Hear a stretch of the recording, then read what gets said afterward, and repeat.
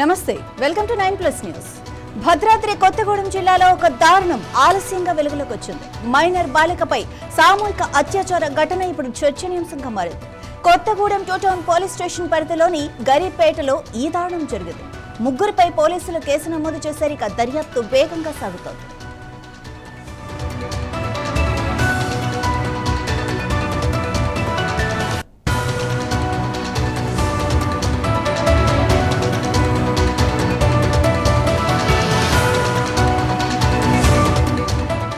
Town sub inspector Rajasekhar ఈ కేసును పర్యవేక్షిస్తున్నారు.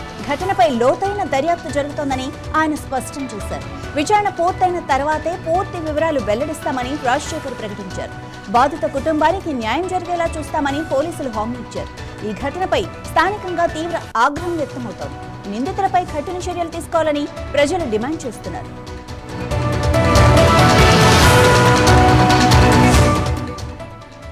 దీనిపై మరింత సమాచారం మా ప్రతినిధి దేవేందర్ అందిస్తారు. దేవేందర్, చెప్పండి, యాక్చువల్ గా ఏం జరిగింది ఖమ్మంలో?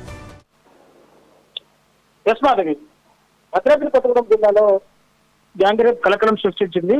దాదాపు 3 నెలల పాటు ఈ ప్రక్రియ అంతా కొనసాగింది. కానీ గత 3 రోజుల క్రితం ఈ ఘటన ఆలస్యంగా వెలుగులోకి వచ్చింది.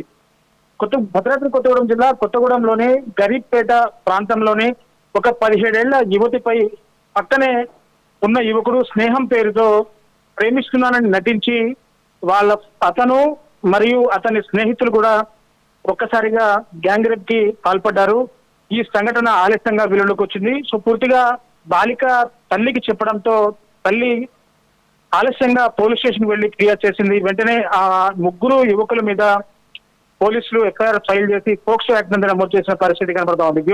వివరాలన్నీ కూడా త్వరలో వెల్లడిస్తామని ఆ కొత్తగూడెం డిఎస్పీ కూడా క్లియర్ గా చెప్పిన పరిస్థితి కనబడుతుంది. గరీబ్పేటలోని ఒక మైనర్ బాలికపై ఈ 3 కూడా కలిసి అత్యాచారం చేశారని చెప్పేసి కూడా ఈ ఎఫ్ఐఆర్ లో అయితే పోలీసులు చేయడం జరిగింది. సో పూర్తిగా బాలికతో స్నేహం పేరుతో నటిస్తూ బాలికని మాయమాటలు చెప్పి ఆ గరీబ్పేటలోని ఒక నిర్మానుష ప్రాంతానికి తీసుకువెళ్ళి అక్కడ ఎవరైతే ఈ ప్రధాన నిందితుడు ఉన్నారో అతని పేరు కూడా ఇంకా మీడియాకి వెలువడలేదు. అతను ఆటో డ్రైవర్ గా పనిచేస్తుంటాడు. అక్కడే అతని స్నేహితులు కూడా మరో 2 అక్కడ కాపు కాసుకున్నారు. అతని 2 స్నేహితులు కూడా ఒకరి తర్వాత ఒకరు అమ్మాయి మీద బలాత్కారానికి అయితే ఒడిగట్టారని చెప్పేసి కూడా పోలీసులకు చెప్పిన పరిస్థితి కనబడుతుంది. అక్కడి నుంచి ఆ బాలిక ఇంటికి వెళ్ళింది. ఇంటికి వెళ్ళిన తర్వాత బాలిక ప్రవర్తనలో మార్పు రావడంతో ఒక్కసారిగా ఆ బాలిక తల్లి ఏమైందమ్మా అని చెప్పేసి ఆ బాలికను అడగడంతో ఆ బాలిక జరిగిన విషయాన్నంతా కూడా తన తల్లికి చెప్పింది. తన తల్లి విషయం తెలుసుకుని హుటాహుటిన పోలీస్ స్టేషన్ కి వెళ్లి కొత్తగూడెం టౌన్ పోలీసులో ఫిర్యాదు చేసింది. దాన్ని అంటే గత 3 రోజుల క్రితం జరిగిన ఘటనతో నిన్న ఆదివారం ఫిర్యాదు అందడంతో వెంటనే పోలీసులు అక్కడికి చేరుకుని నిందితుడు ఆటో డ్రైవర్ అవుతున్నారో ఆటో డ్రైవర్ తో పాటు అతని 2 స్నేహితుల్ని కూడా అరెస్ట్ చేసి అతని మీద పోక్సో యాక్ట్ నమోదు చేసి అతన్ని స్టేషన్ లో ఉంచడం జరిగింది. సో పూర్తిగా ఈ ఘటన మీద పోలీసులు దర్యాప్తు చేస్తున్నారు. నిజాలు తీసుకుంటే ఇంకా అంటే ఆధారాలు పూర్తి స్థాయిలో సేకరించిన తర్వాత వీళ్ళని కోర్టుకు రిమాండ్ చేస్తామని చెప్పేసి కూడా చెప్పారు. దీని మీద డిఎస్పీ కూడా స్పందించిన పరిస్థితి అయితే మనం ఇక్కడ చూసుకోవచ్చు. Madhavi, right, thank you Devender.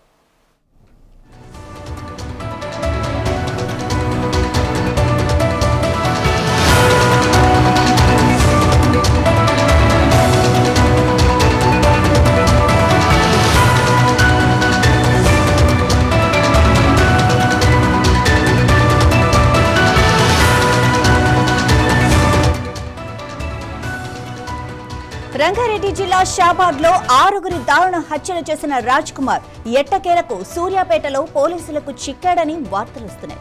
సూర్యాపేటలో అతడు ఉన్నాడన్న సమాచారంతో అక్కడికి స్పెషల్ టీం పోలీసులను పంపించి అరెస్ట్ చేశారని సమాచారం. అంతకుముందు రాజ్ కుమార్ తల్లితో సహా బంధువులందరినీ పోలీసులు విచారించారు. ఇక రాజ్ కుమార్ తిమ్మాపూర్ రైల్వే స్టేషన్ లో రైలు ఎక్కి కర్ణాటక లేదా ఇతర రాష్ట్రాలకు పారిపోయి ఉంటాడని తొలుత అనుమానించారు.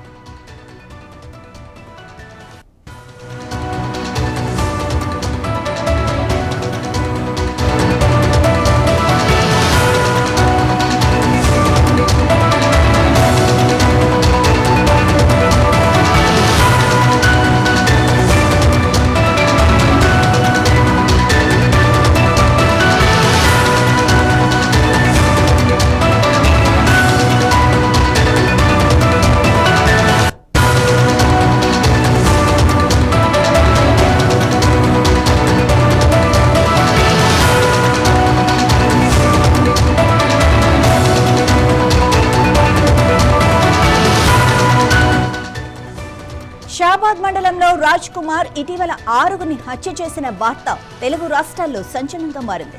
మృతుల్లో అతడిపై పోక్సో కేసు పెట్టిన 17 ఏళ్ల బాలిక, ఆమె తల్లి, ఆమె నాయనమ్మ, అలాగే రాజ్ కుమార్ భార్య సరిత, అతని 4 ఇంకా 1.5 ఏళ్ల వయసున్న 2 కుమారులు ఉన్నారు. మే నెలలో రాజ్ కుమార్ పై పోక్సో కేసు నమోదైంది. ఇక ఈ కేసులో అతడికి ఇటీవలే బెయిల్ లభించింది. ఇదే ప్రతీకార హత్యలకు కారణమని పోలీసులు కూడా అనుమానిస్తున్నారు. జూలై 10 రాత్రి 11 గంటల నుంచి 11 గంటల మధ్య ఈ హత్యలు జరిగినట్లుగా తెలుస్తోంది.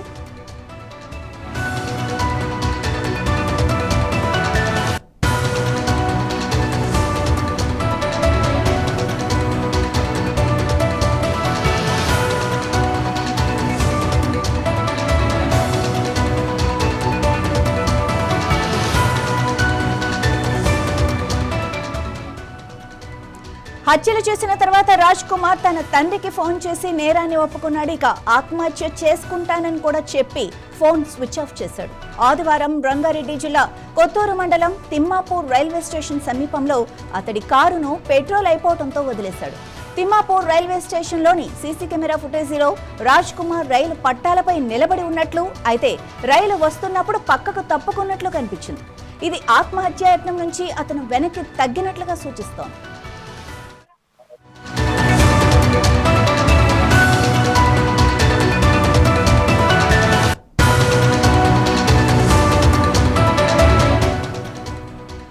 దీనిపై మరింత సమాచారం మా బ్యూరో చీఫ్ రాజ్ కుమార్ అందిస్తారు. రాజ్ కుమార్, మీ దగ్గర ఉన్న అప్డేట్స్ ఏంటి? రైట్, మాది శనివారం అర్ధరాత్రి 6గురిని హత్య చేసి పారిపోయిన సైకో కిల్లర్ కోసము పోలీసులు దాదాపు 10 బృందాలుగా విడిపోయి Cyberabad commissionerate, future city commissionerate, అదేవిధంగా రాచకొండ కమిషనరేట్ మొత్తం గాలిస్తున్నారు. ఎక్కడెక్కడైతే ఆ నిందితుడు పారిపోయే అవకాశాలు ఉన్నాయో దానికి సంబంధించిన చెక్ పోస్టులు కావచ్చు, టోల్ గేట్స్ కావచ్చు, పెట్రోల్ బంకులు కావచ్చు, లాడ్జీలు కావచ్చు, హోటల్స్, అదేవిధంగా ఇంకా ఎక్కడెక్కడైతే ప్రధాన రహదారులు ఉన్నాయో అక్కడంతా కూడా వెతుకుతున్నారు. అతను తీసుకెళ్లిన ఏదైతే స్విఫ్ట్ రెడ్ కలర్ కారు ఉందో ఆ మార్గ మధ్యలో ఆయన పెట్రోల్ అయిపోవడంతోనే అక్కడ పెట్టేసి వెళ్ళిపోయాడని కూడా సమాచారం వచ్చింది. దాన్ని కూడా క్లూస్ టీమ్ చెక్ చేశారు. అందులో అతనే ఉన్నాడా, ఇంకేమైనా ఆనవాళ్ళు ఉన్నాయా అని క్లూస్ టీమ్ డాగ్ స్క్వాడ్ తో చెక్ చేయించారు. ఆ డాగ్స్ వచ్చేసి ఆ ట్రాక్ వైపు వెళ్లి ఆగినట్టుగా సమాచారం. సో ట్రాక్ దగ్గరికి వెళ్ళి సూసైడ్ చేసుకునే ఆలోచనతో ట్రాక్ మీద నిలబడ్డాడు, కానీ మళ్ళీ వెనక్కి తిరిగాడు. ఎందుకంటే అక్కడ ఒక సీసీ కెమెరాలో అతని విజువల్స్ కూడా కనబడ్డాయని స్థానికులు పోలీసులకు ఇచ్చిన సమాచారం మేరకు తెలిసింది.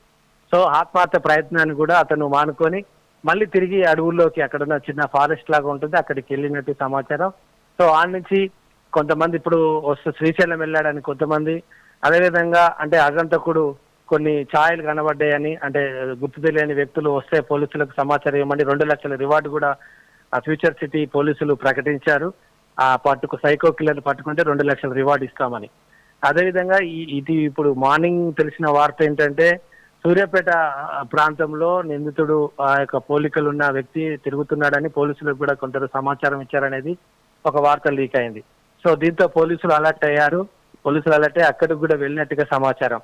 అంటే ఈ సరౌండింగ్ అంటే హైదరాబాద్ చుట్టుపక్కల, హైదరాబాద్ అంటే ఇప్పుడు షాబాద్ ఏదైతే షాబాదు, చేవెళ్ళ, పరిగి, వికారాబాద్ తో పాటు అటు షాద్ నగర్ తో పాటు ఇటు నల్గొండ సంబంధించిన అంటే ఎక్కడెక్కడ ఔటర్ రింగ్ రోడ్ ఎక్కి ఏదైనా వెహికల్ ఎక్కి అటువైపు వెళ్ళాడా, ఏదైనా లారీ కావచ్చు, ఏదైనా ట్రక్స్ కావచ్చు, వాళ్ళకి ఏదైనా డబ్బులు ఇస్తే వాళ్ళు తీసుకొని వెళ్ళి ఎక్కడైనా దించేస్తారు. సో ఇలా రహస్యంగా తన ఫేస్ గుర్తుపట్టకుండా అయితే తను వివిధ ప్రాంతాలకు వెళ్తున్నాడు అనేది ఒక సమాచారం. ఎగ్జాక్ట్లీ పోలీసులు అయితే ఇంతవరకు అయితే అధికార సమాచారం ఇవ్వలేదు. పోలీసులను కనుక్కున్నప్పుడు ఇంతవరకు అయితే సైకో నిందితుడు మాకు దొరకలేదు, పట్టుకోలేదు, వస్తున్న కేవలం వదంతులే, వాటిని నమ్మద్దు, సోషల్ మీడియా వచ్చే వార్తలు నమ్మద్దని పోలీసులు చెప్తున్నారు. కానీ నిజంగా ఆ వ్యక్తిని పట్టుకున్నారా, పట్టుకుంటే నిజంగా మీడియాకు చూపెడతారా, అధికంగా ప్రకటిస్తారా, లేదా ఎన్కౌంటర్ చేస్తారా, లేకపోతే తానే ఏదైనా ఆత్మహత్య చేసుకుంటాడా? ఇంతమంది పోలీసులు గాలిస్తున్న నేపథ్యంలో ఒకవేళ ఆత్మహత్య చేసుకుంటాడా? ఇలా పలు రకాల వార్తలు వస్తున్నాయి. Right, thank you Raj Kumar.